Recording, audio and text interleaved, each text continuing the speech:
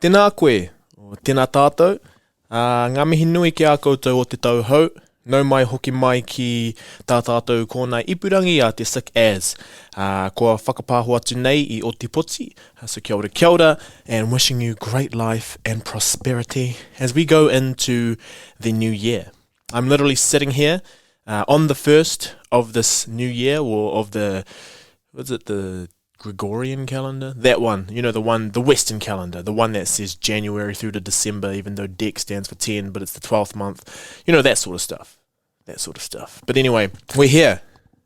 And today I just wanted to do not really a huge reflection on the year that has gone, but just thinking about going forward, because I know that this time is a very difficult time for a lot of people, because you're in party mode, especially for us in the Southern Hemisphere, where we know it's festivals, it's nice weather, it's drinking and doing all of that stuff, but at the same time, kind of the new year comes with this whole, ideas of resetting yourself and becoming a different version of yourself, and it's usually involved with an appearance, some sort of fitness level that you want to get to, and we know I've done a whole ass series on this, so I'm not going to waste your time talking about that, but there's just a few other things that we're going to talk about as we do get into it. Anyway, no mai hoki mai, let's get into it.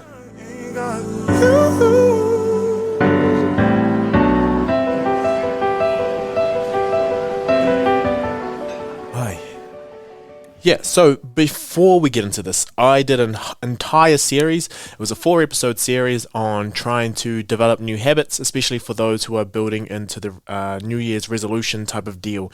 Now, in this, it's a 4-part series at the start of 2021, I want to say, and where I talk about creating a habit, the way that you need to talk to yourself for that habit to stick, exercising for good reasons, and then there was the 4th one which kind of tied them all in together. And I still live by that in terms of building habits, and in terms of doing all of that sort of stuff. It's trying to find the right reason for you to want to go and do that habit.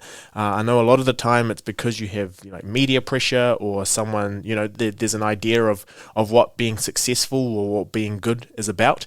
But this one is really just trying to figure out that, oh shit, if I'm just nice to myself and actually treat myself with a bit of compassion, then maybe all of the things that I do will start to align with what it is that I actually want in this life. But what I want to get into today is just a few random thoughts to start the year off. I want it to be quite positive, but I also want it to be something that maybe we could keep in mind as we start to go forward, and things that I didn't mention in that series, which was now 2 years ago. It's 2023. I'm going to talk about some of the things I want to, I'm going to push for a little bit more in this year. But the first thing is to really think about every time you've started before, and the whole new year, new me, and the new year, same me, and kind of how people are starting to digest it a little bit and get their head around it. But something that kind of occurred to me is I was thinking about, how it is when I'm dealing with my siblings, and how we're all so different. And granted, we had different upbringings in terms of who raised us each. We were all raised by different sets of parents at different times.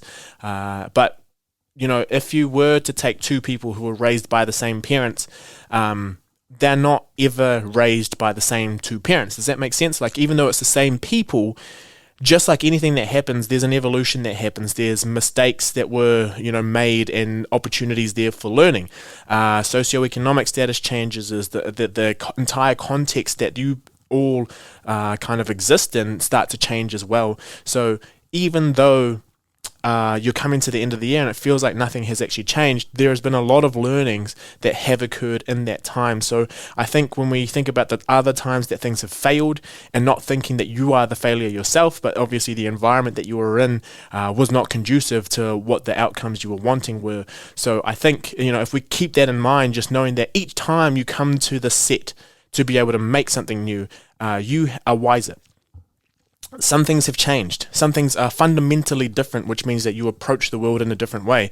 For example, I came into 2022 with hair down to my ass crack, and I could barely see, and I didn't have to wear these things in my eyes. And now, I'm coming into the new year, and this is just like, it was just something that happened. It had to occur, but now that it's happened, I don't think of that as a massive change, but it is fundamentally a huge change for everything that's going to matter from this day forward. So do remember that you are actually essentially a new version of yourself from 365 days ago, and just keep that in mind, and that even though things feel the same, and even if you feel like negative or if you feel positive, remember that there are a lot of things that you've gone through that you've learnt. And if you realize that you've made mistakes, that means that you've realized that you've had some sort of reflection, and you understand that you don't like that mistake, and you're going to try not to do that again. So you are technically in a better position. Well, not necessarily a better position, but you're wiser. So it's a new year wiser you. It's a different version of yourself, someone who has done a little bit more. Regardless of how much you think you have done, there had to have been some sort of understanding or learning over that time. So if you realize that, that's the first thought that we put into your head as you go into this new year, you have gone through some sort of evolution. Something has had to change within you for you to be able to continue to exist. So, whether those are positive or negative things, I think that's up to you to decide. But something that I'm going to keep in mind, and it has really been because of my reo journey, I hate using journey. My reo adventure, the adventure race, the Iron Māori, if you will. But really going through and just thinking, for myself, what are some whakatauki, or what are some things that I'll continue to remind myself of? And it comes back to, when I was a child, or when I was trialing for different things. Before I started understanding what it was that I was good at, how did I actually get into these positions? And taking yourself back to the first time you tried to learn anything, to the first time you actually started chasing something that you really wanted, whether that be a relationship, whether that be a job, a team, some friends, or having to go and do some savings for something that you wanted to get. Remember, you have it now, so it's really difficult to think about what it took for you to ascertain it. But if you really go back to before, the apprehensive nature that you have, that anxiety of like, oh shit, something new, what if I don't get it? Oh man, it's going to be a lot of hard work to put into it. Remember what that feeling is like, because every time you go into something new, that's always going to come back. And if we do keep those kind of lessons or those feelings in the back of our mind, then, think about the things that you did for yourself to try help you get through it. And the first things that come to my mind, I guess the first one is tuwhitia te hopo, which is feel the fear and do it anyway. And I think that has been a huge part of the reason I've got to where I am, and the questions that I needed to ask at different times, and putting my hand up to do different things even though I felt like I wasn't ready.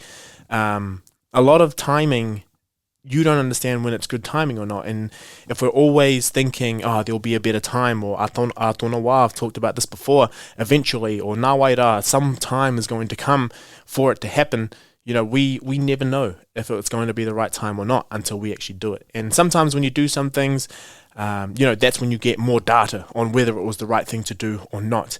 Another one would be probably patua te taniwha o whakamā, or patua ngā taniwha o whakamā me te mangere. So, the whakamā, or that, that shyness, that anxiety of starting something, kill it, drop it, hit it, smack it, get rid of it.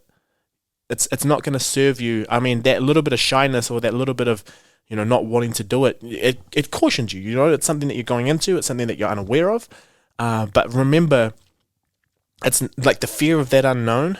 On the other side of it is where you get to see whether or not this is something for you or not, or whether that approach that you had taken was the right approach for you. If you stay on this side of the fence, right, or whakamā gets in the way of you actually going into there, then we'll just never know. And living with that feeling of like, could I have done it? I've done it way too many times. So my year, this year, is tuwhitia te hopo, and this started before this January 1st even came around. I just kind of said, no, these are the things that I want to do. So firstly, figure out what it is that you want to do, and then just look at the different ways that you can get there. Mine was enrolling in a fully immersion course, and another one was, having proper conversations with myself about what extracurricular things I want to be involved with. Even during my studies and during my research, what are the things that I do want to research? Because, like I said before, I'm at this point now where I'm going to get a lot of opportunities from people who, will talk to me and just say, you've got this, this is for you, and we can do this for you. And just realizing that perhaps, people are going to keep using that line, but it's not what aligns with me at that time, and it's probably the stuff that's going to end up stressing me out.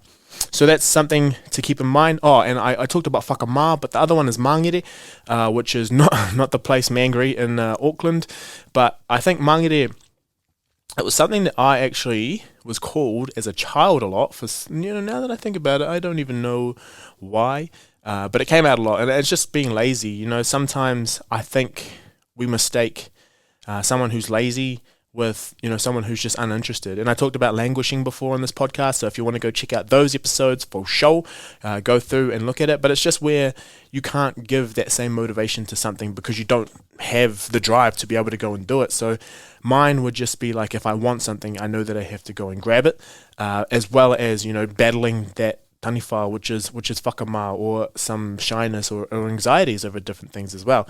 I remember what it was like to start something brand new. So try and figure out how that looks for you as we go forward. Literally, as I was thinking about that, it reminded me, I didn't even write this down, but it reminded me of the clip that I put up of Selwyn, or Dr. Selwyn Te Pā.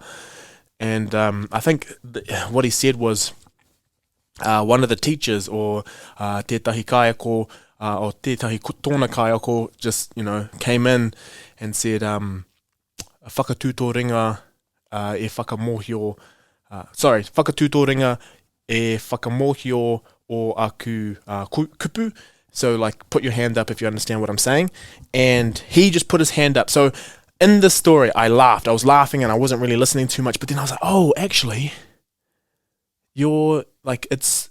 He probably did know. He saw everyone else was doing it. But what I loved about the story afterwards is that, even though he went along with it and he wasn't 100% sure, he knew there was something in him. There was something innately within him, intrinsic, that kind of kept him there, that, took him to where he needed to be. And I sometimes think that that's, I don't want to say fate, but I think, things line up the way that they do for a reason.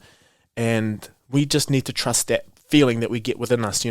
What was it that told him, whakatūtō ringa, what told him to put his hand up? What was within him, the drive, besides, like, obviously seeing his friends do it?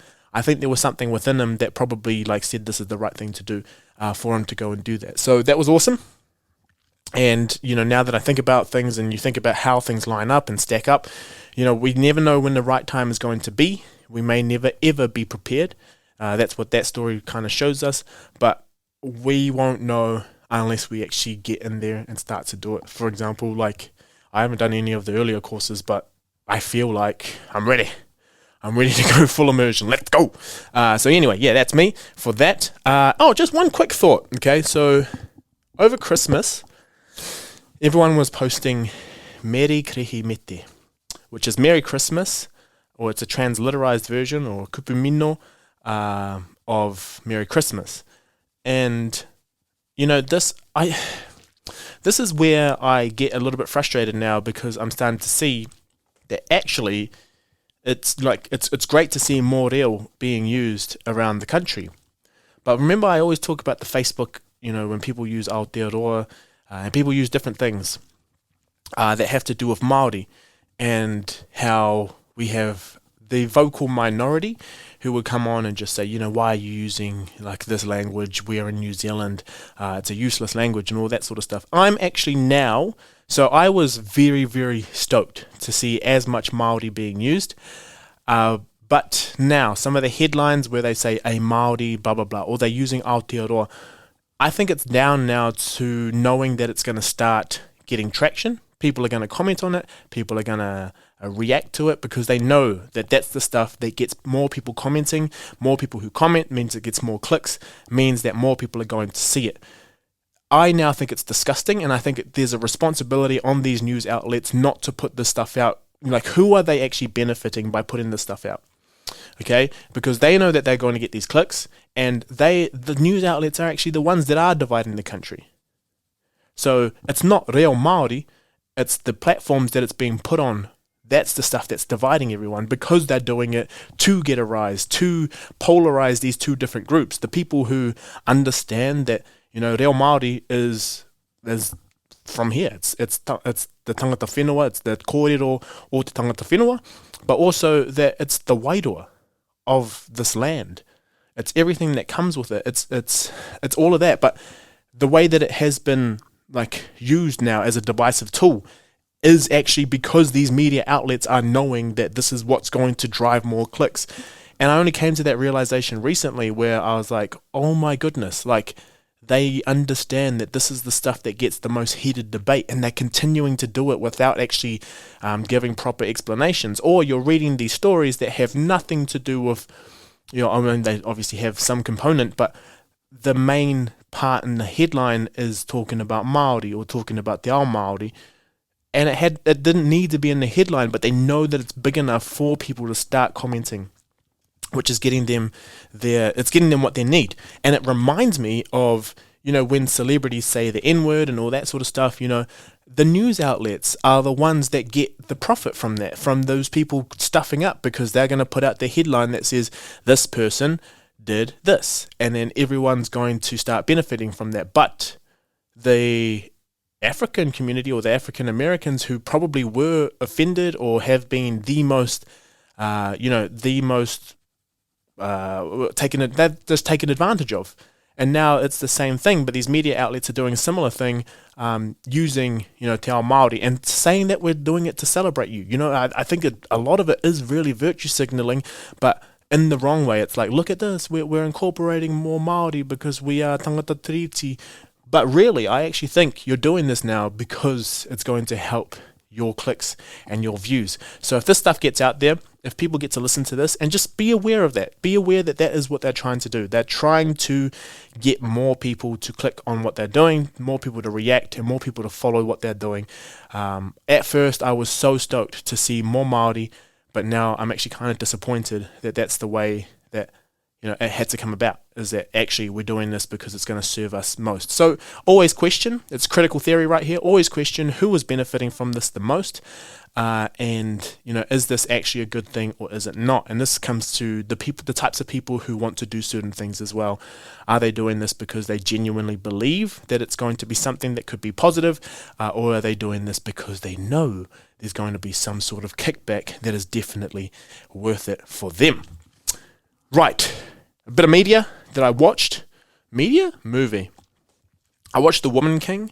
It's about this African tribe, and they're all fighting back in the...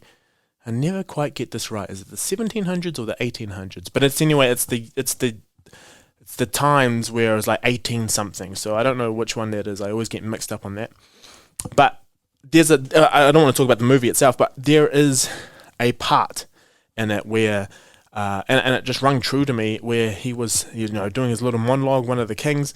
He wasn't the best character, but I did really enjoy what he said here with slavery, and then he was saying that part of this battle is we are starting to believe that we should be shackled, so we're not putting up as strong a fight as we usually would. We have become our own oppressors, and it reminds me of just how strong colonization is, and how now that we see it, we see people, not believing that learning your own culture is worth it because it's not going to get you anywhere in the real world. Sorry for those who are in the audio, I'm doing my fingers up, real world. But this is our world. Te Ao Māori is a lot of people's world, and it's a lot of what's connected a lot of people to who they are and to what finally feels like it's right, where they finally feel like they belong. That's just the power of colonization. And when I heard that part, I actually got pretty amped up just to hear that. That was that. The guy next to me, it has nothing to do with anything I'm saying. The guy next to me had movies there to be able to watch, and he just decided he wanted to listen to classical Bach on his screen, and I was just like, man, if I just spent less time listening to as much hip hop as I did, and maybe put my time towards being really, really good at instruments and stuff, I might be actually quite good at something. But anyway, that was just something to keep in mind. So for this year coming up, go back to that series that I did in 2021. I think it was about like how to do stuff. It was about setting goals and setting proper goals and actually being nice to yourself and compassionate to yourself as you do go through and get those goals. This has been all over the place. All I wanted to do was come on and just give you a quick update. I do have two interviews coming up this month, which will be released next Monday, and then 2 Mondays after that. But one of them is with Brooklyn Engelken, who is the founder of Words to Heal You, and then the one after that will be with Asher Derbyshire, who is the owner of Wellington Boxing Gym. So those were awesome conversations. I cannot wait to get those out to you. Thank you for supporting me. And one more thing, look, we're living in this time now where money is necessary. But for sure, there will be times where there are going to be ads, and I'm going to tell you this right now so that you don't have to hear it and be like, what the fuck, this guy sold out. But if there's a possibility for ads to be put on some of the interviews. There might be any of the episodes in general. There might be about 20 seconds. So that is more just to be able to fund the podcast and be able to keep it going. I'm doing a lot of it. I did all of this for free. I'm just putting this out there. It's free content. So please, if you do hear that, you can skip it, or you can keep listening to those ads if you want. But basically, that I'm not going to put any ads on that I don't agree with. So some of the stuff that is coming up is to do with getting better sleep and listening to a sleep podcast, or some of it is to do with tips and tricks to actually helping yourself with your relationship with alcohol, because there were 2 podcasts that I would listen to, and then they offered to see whether or not it's something I'd be interested in. So there is a possibility that will come up. I wanted you to hear it here first before I put any out that do have ads, because then some of you will definitely see some problem with that, and I'd be like, I'd hate that. But anyway, it's the new year. Please stay safe. Just take your time, kia tū pato if you have to, and there's nowhere we need to be that is more, there's nowhere that we need to be that's more important than just being alive. So please take your time, be extra cautious out there, and just stay happy, and I'm really excited to see where this year takes us. Tu whitia te hopo, love you all, take care.